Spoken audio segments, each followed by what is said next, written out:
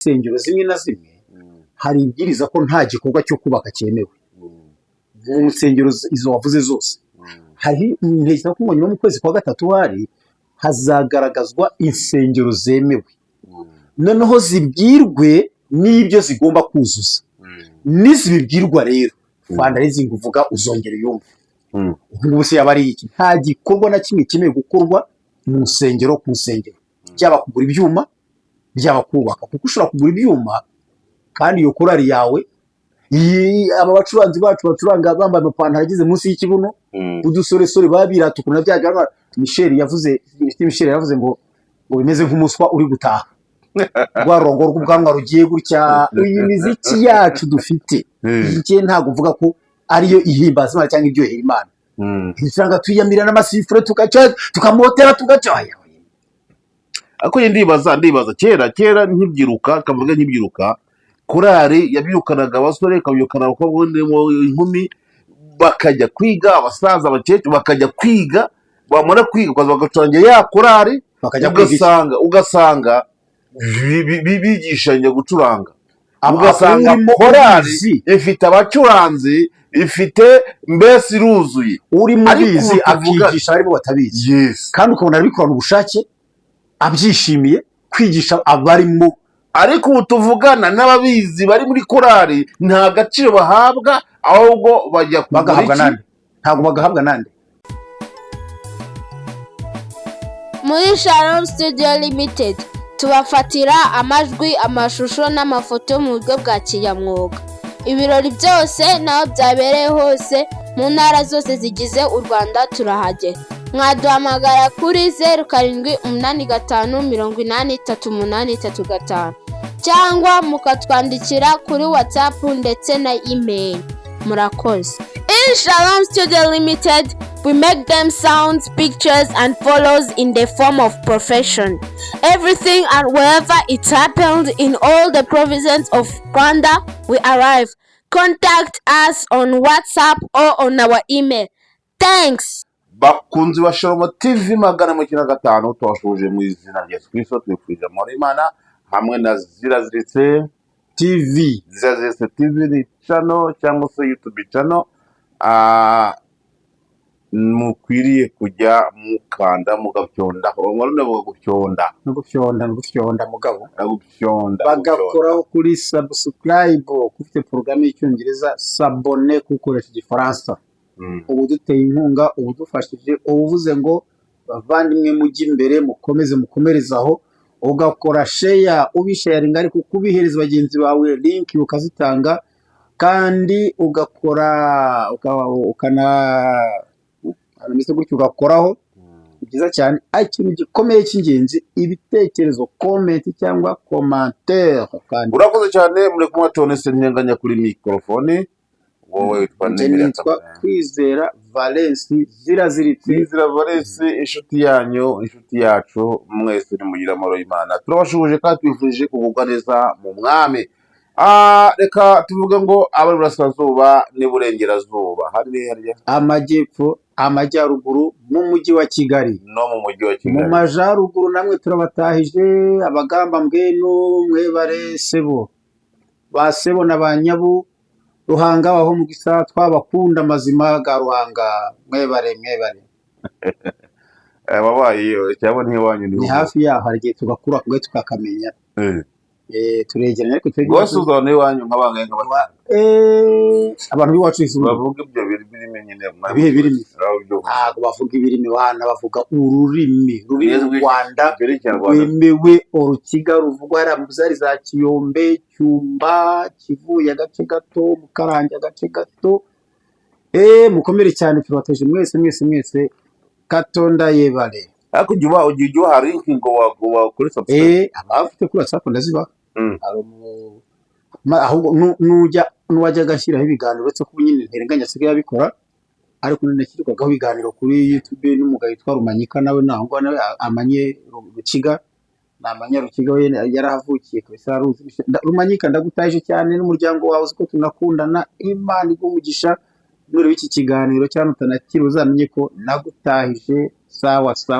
Mugatwa barayagwiza ubaho.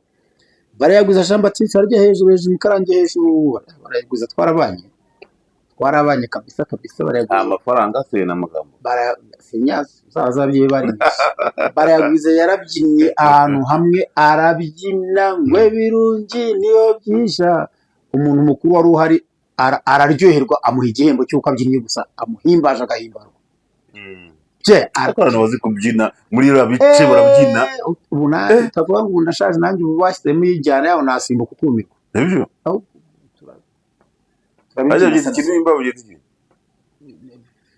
n'umudiho w'ibyuma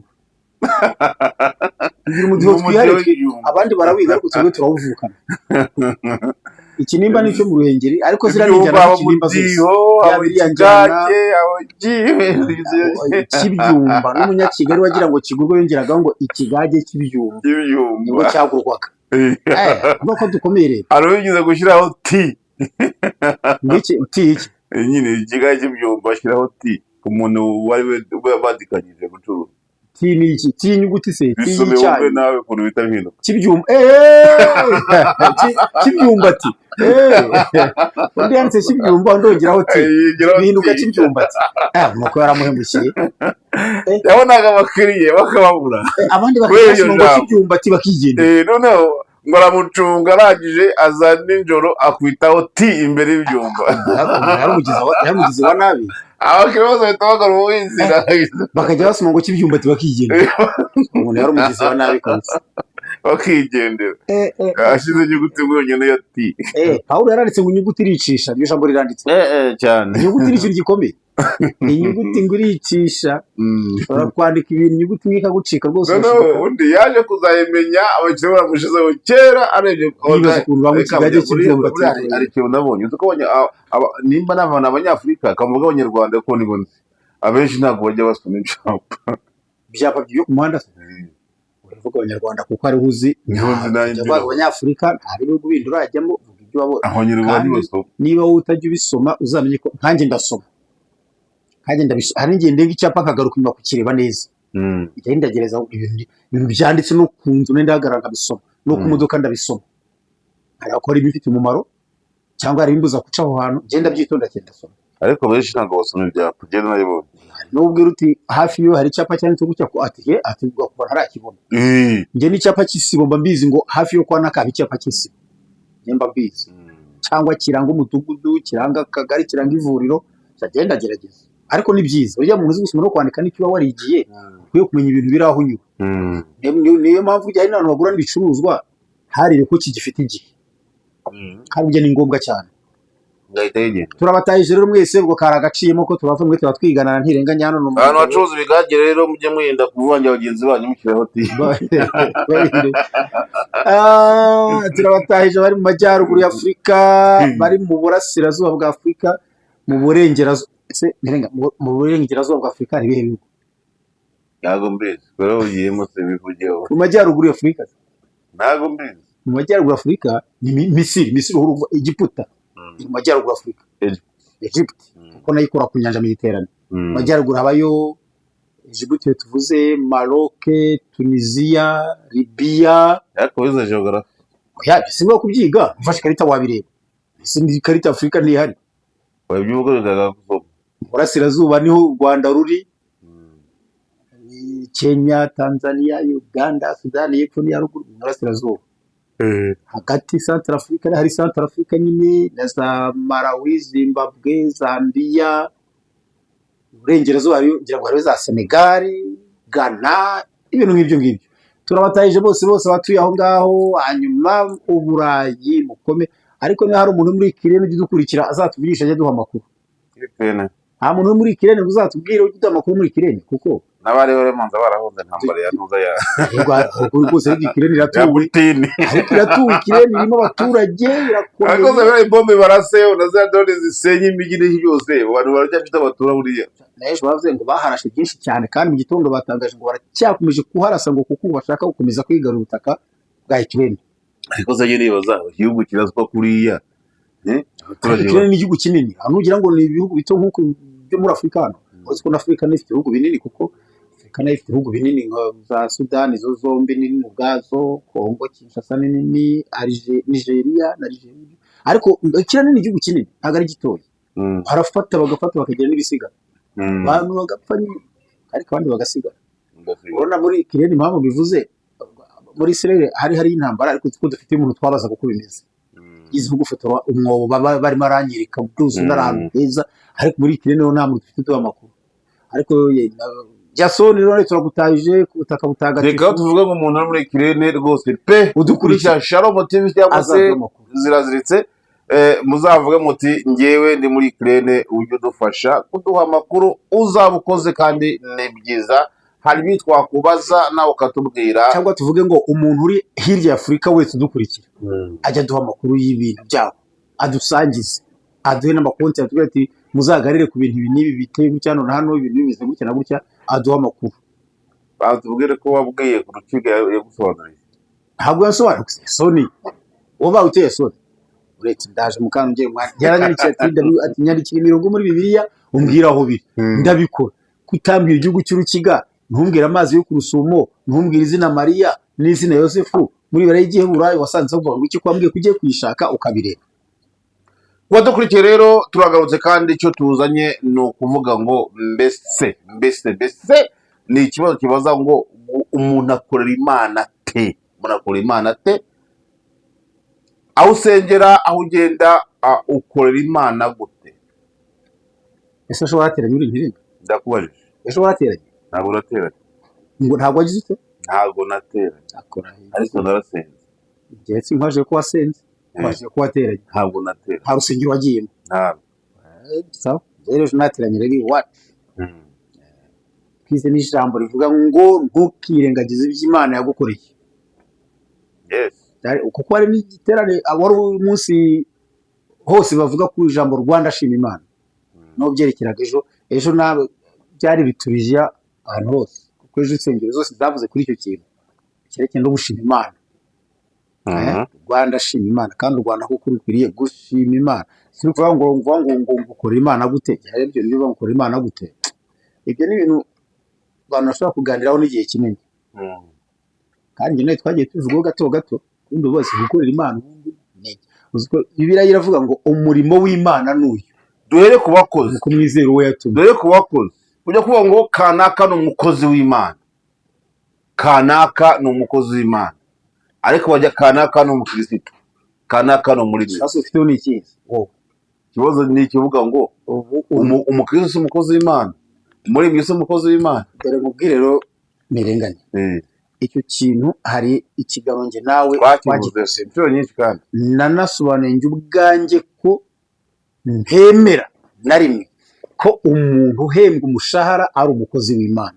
Ibyo ntabwo tubigarukaho, ahubwo reka nkubwire ikintu gikomeye.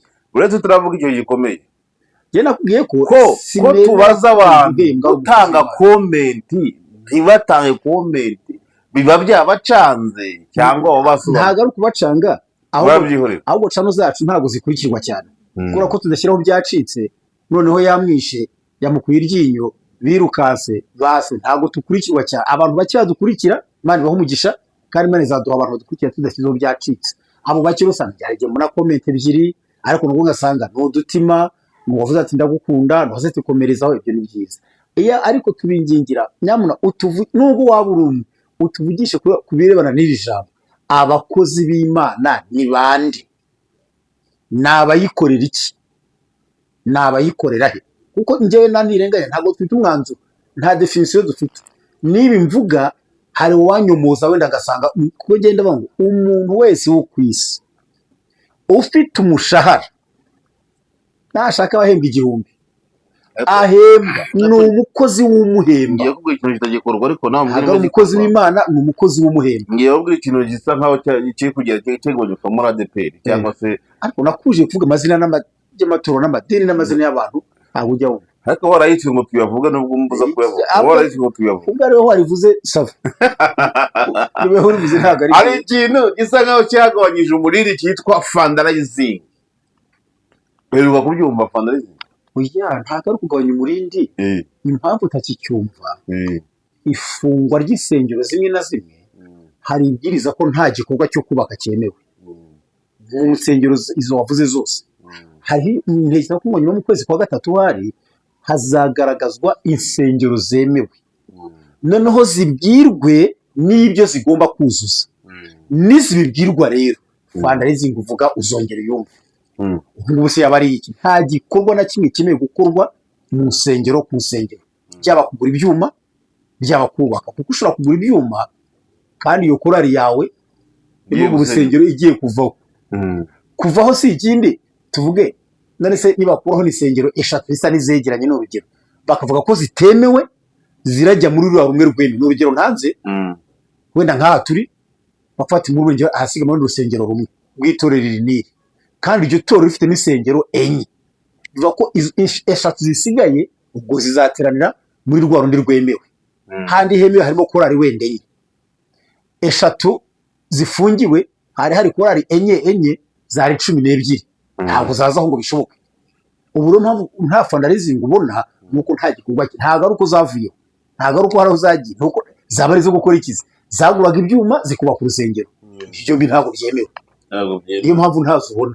Nyuma yo mu kwezi kwa gatatu uzazumva zinakomeye zisaba n'ingufu, kuko hazubaka n'isengero zimwe z'amayetaje nini zakwira abantu benshi. Hazabaho kwagura ubutaka bw'urusengero rwemewe, rugira ubuso bwemewe, kuburyo nta muturage rubangamira. Abaturage begereye urwo rusengero bazagurirwa bimurwe. Uzazumva zifite ingufu cyane, ahubwo zisaba n'imbaraga nyinshi. Urakoze cyane. None wowe ibyo bwitanye mukorera Imana mwoka isengero, mukorera Imana mugura ibyuma, mukorera Imana mukora bino ubifata utyo. Yewe rero kubwiza ukuri kwanjye ntirenganya, no ukuri kwanjye ibyo bivuze nge ntabwo byita gukorera Imana. Kugura ibyuma nitwe nge nawe nuriya ndo twike ngo tubigure tuje twicuranga, kuko birabyuma tutabifite twabwiriza abantu. Ariko rumwe yavuze ngo Imana ikunda umuziki. Iyi simbi hakanubwira ukunda wenda, ariko tutari twabaho yaracurangirwaga. Bibivuga ko ibizima ngo bifite ukuntu bihuza amababa ikaryoherwa ikumva n'umuziki. Ahubwo uyu wacu ducuranga ubwibone n'umwirato no gupinganwa no guhirwanwa n'abariya no kwigana bariya no kurusha bariya na competition, uyu nta nicyo ubwiye Imana. Uyu ni uwacu, uyu nguyu abantu bacuranga.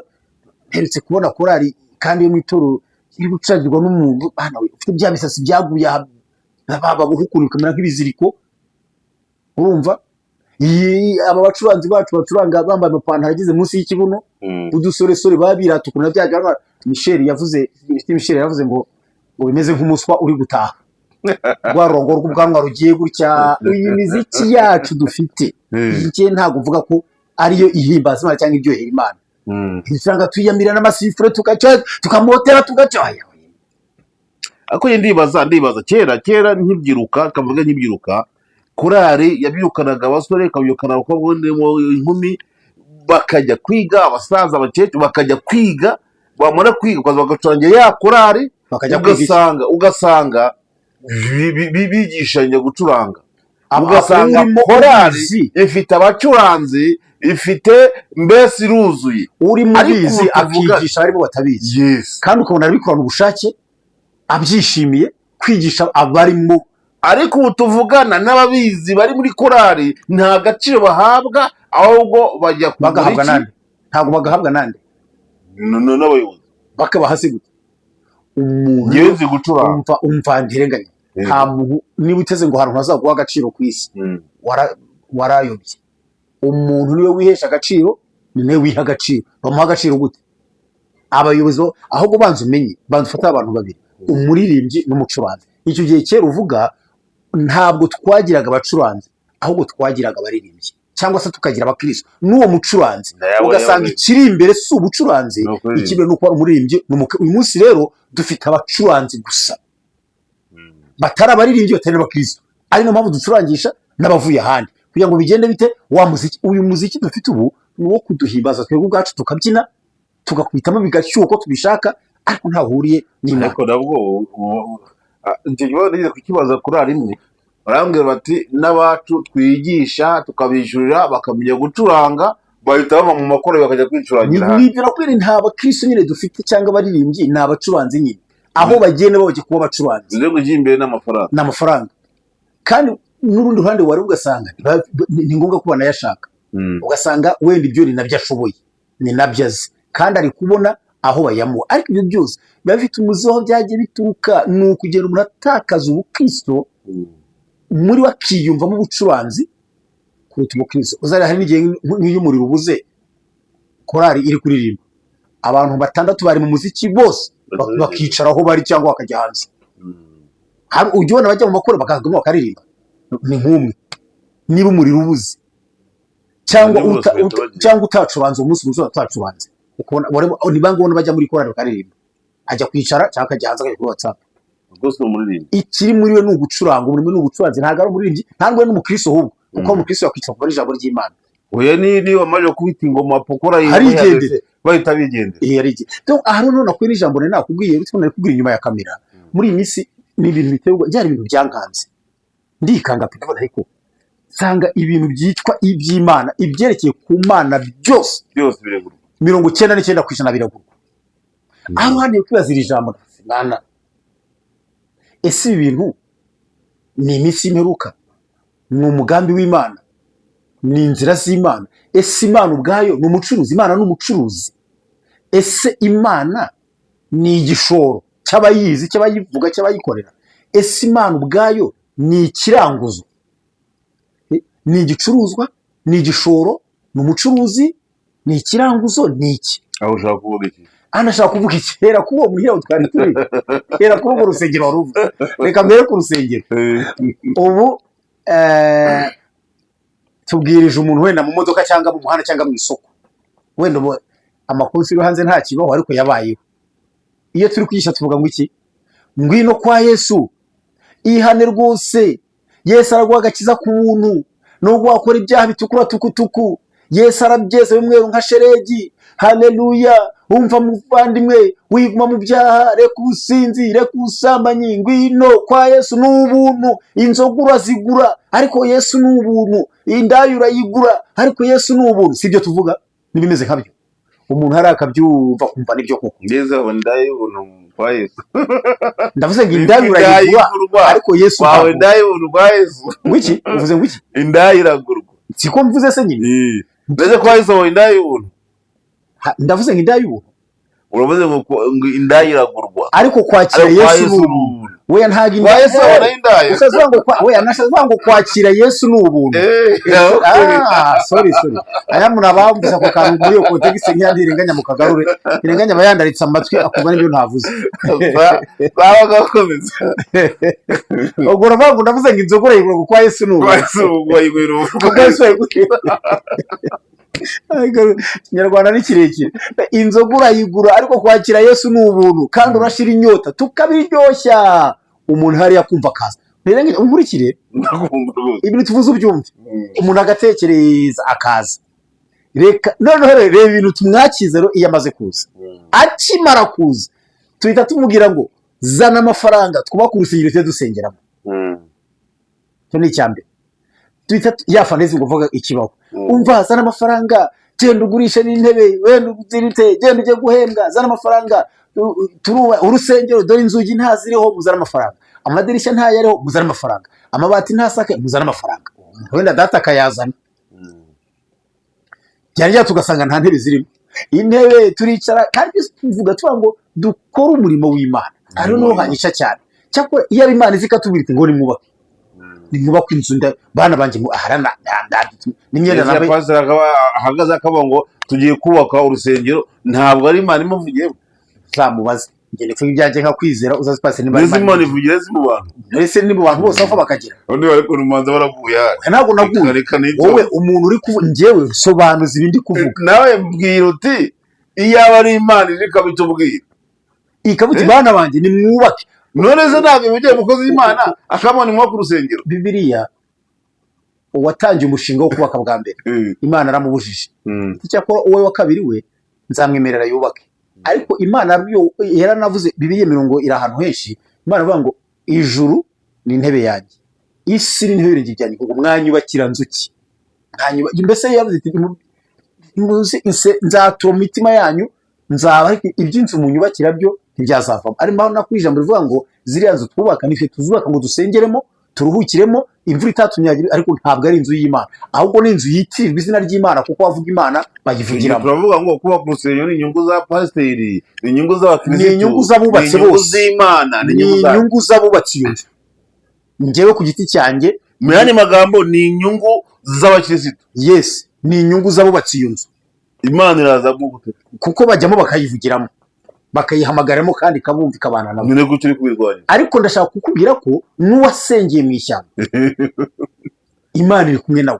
Ijambo za rusengero Ntavuze mu rusengero, mvuze mu ishyamba. N'uwasengeye mu nzira agenda, n'uwiciye ku gasozi agasenga, n'uwasengeye mu nzu iwe. None se ariko abantu munyumve neza, ntabwo uyu mwanya ari kurwanya isengero. Dore ikibazo ndi kwibaza, ni ukubera iki ibyitirirwa Imana byose bigurwa? Ni icyo cyonyine. Uzabona igisubizo azasubiza. Imana yabwiye Gahini guki? Vuga uko yamubwiye. Yabwiye ngo uzabona icyo kurya ize ute? Gahini Imana yabwiye. Ariko usiga ugira n'akabazo mu bitekerezo. Gahini, Adamu, ongera utekereze. Adamu, uzarya wishe akuye. Urabihuza n'indi kuvuga gute?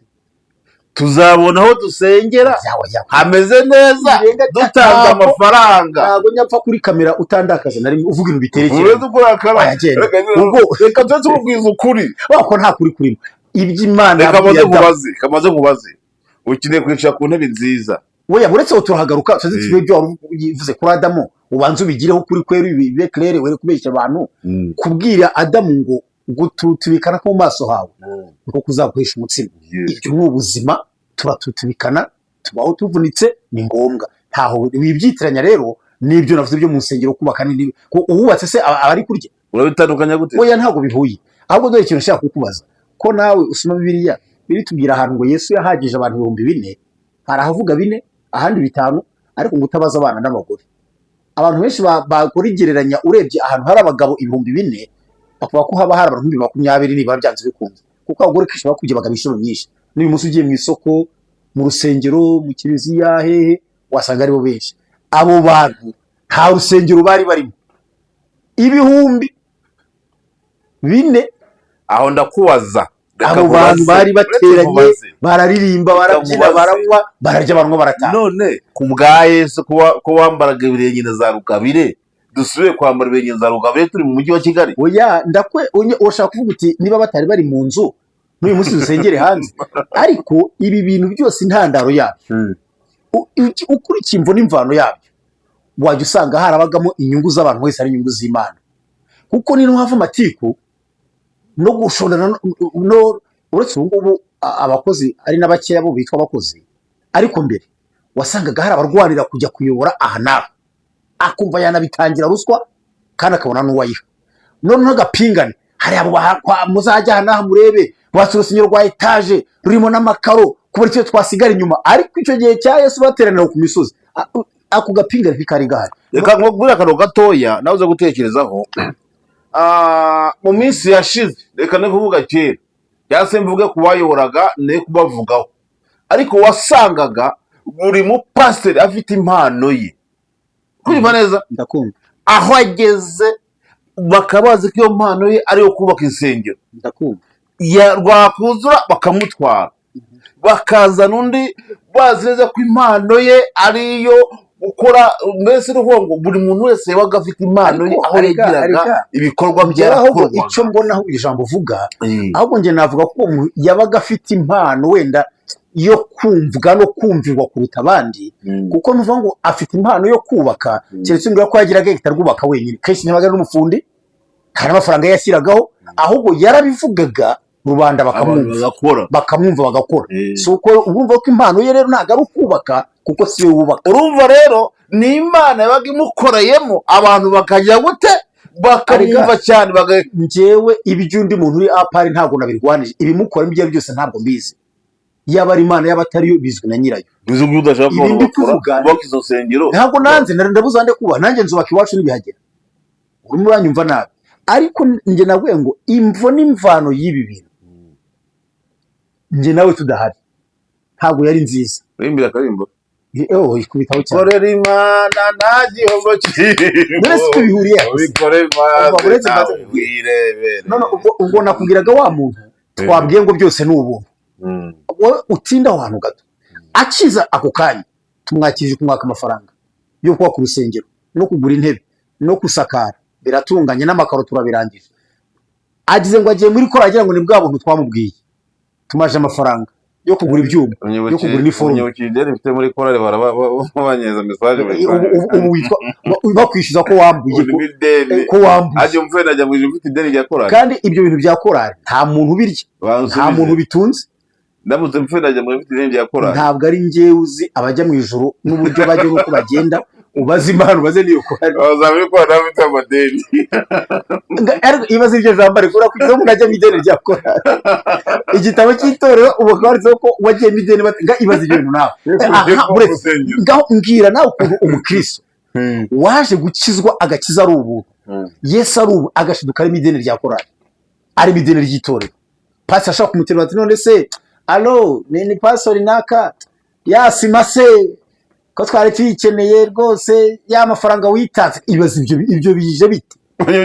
Ikibazo cyanjye ni iki ugiye kwitanga imbayitanze mu miliyoni bari kubaka urusengero yitanga miliyoni, umenye kwitanga miliyoni bamuha abashinzwe inyubako ngo bamwishyuze, arabananira ati buriya yewe atari kumumotiva kugira ngo abantu batange menshi. Narasete none bamuha pastor bamuhamagara atako pastor ati buriya urabona miliyoni yayikura he, ati kora kugira ngo abakristo bose bitange menshi. Ndaho ngiye nayo nabo gahibaza ese Imana kandi uwo munsi abivuga abantu bakomye amashyi abivuga baravuze ngo dore umukozi w'Imana. Ibyo byashambo twaritobeye baravuze ngo dore umukozi w'Imana uwatanze igihumbi akanagitanga kigeta kinaza, nta mashyi bakomye, nta n'uwamumenye, nta n'uwamuvuze, ahubwo watanze miliyoni bakumye amashyi, ibyuma birasakuza baramushima, nta nawe yatanze ngo amotivaga abantu. Aha rero no mfite urujijo rwanjye naharuri ngahibaza ibyo bintu nawe si ibyo twita gukorera Imana, siko babitahanye. None ubwo ugira ngo birarangiye wa muntu ageze ku kugura ibyuma nako wenda nihuse hari imwe nasimbutse yabanje kubatizwa. Kera abantu batizwa mu mazi ari yatemba ntacyo byari bitwaye, aho haze amazi muri piscine rero ubu nayo aragurwa nayo, hamwe na hamwe batanga amafaranga yo kuyagura, rero batanga amafaranga yo kugura amazi yo kubatizwa. Wumvise wa muntu twakuye hanze tumubwira ko byose ko kwa Yesu ari ubuntu, tugeze ubwo tumwishyura n'amazi yo kubatiza. Wabyumvise? Tumwishyuje ifishi tumuha yo kubatizwa, kumuha agapapuro kemeza ko yabatijwe. Wabyumvise ntirenganya? Uyu niwe twabwiye ngo n'ubu, ariko umwaka umwe dushobora kuba tumubajije amafaranga menshi ataranatunga mu buzima. Baramuriye kumbwira kuntu ngo yavuye mu icacu, kuko mu icacu bakodesha gasare, noneho aza muri korali imwe y'ahantu havuze, arangije kujya muri korali ahagize asanga n'ifomu iragurwa, teni navuze ibyuma n'ifomu gukora urusengero haratanga amafaranga, intebe. Ikintu yambwiye ati ubu ndimo ndibaza aho navaga narinzi neza ko ntanga amafaranga menshi uko twakodeshaga na sare, naje nyahunga ati none agiye mu rusengero rwuzuye rurimo intebe buri kimwe ndimo ndishyura amafaranga arenza ayo natanga. Uyu muntu arasengera he? Kandi uyu muntu yaje akeneye gusenga no kubana n'Imana, ubu sarajya nibisoza wari wagera hese gusezerana ngose ubona kuntu gukizwa ari ubuntu kandi utanga amafaranga. Ni wowe ahubwo aribyo natangiye mvuga,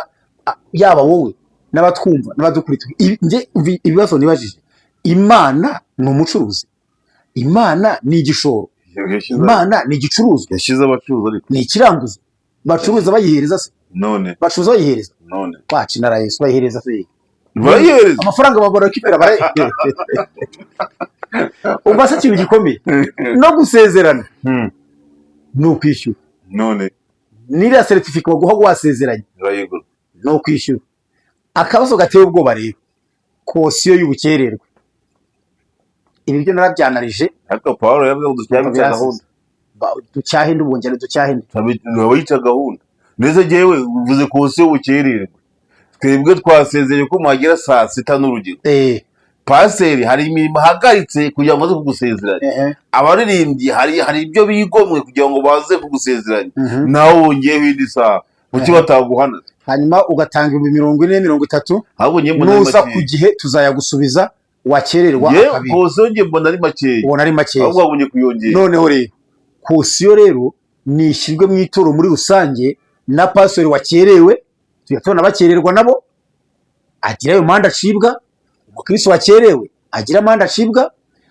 Hari akantu najyaga mbona hari abahungu bakinaga ibintu ngo bigomba guhinduka, bari abakomediye sinzi ariko warabumvise bize kuvuga ngo badiyakoni mu rusengero bakwiye guhabwa inkoni, ngo usohoka ngo ucara cyangwa bagukubita inkoni n'urugo bigomba guhinduka. Niba ari ibyo rero ayo mande ukererwe nashyirweho ku muririmbyi, nashyirweho ku mwigisha ugiye kwigisha ahantu bamutegereje akinjira saa 4 binjiye saa 3 yajya mu mbabarire rwose.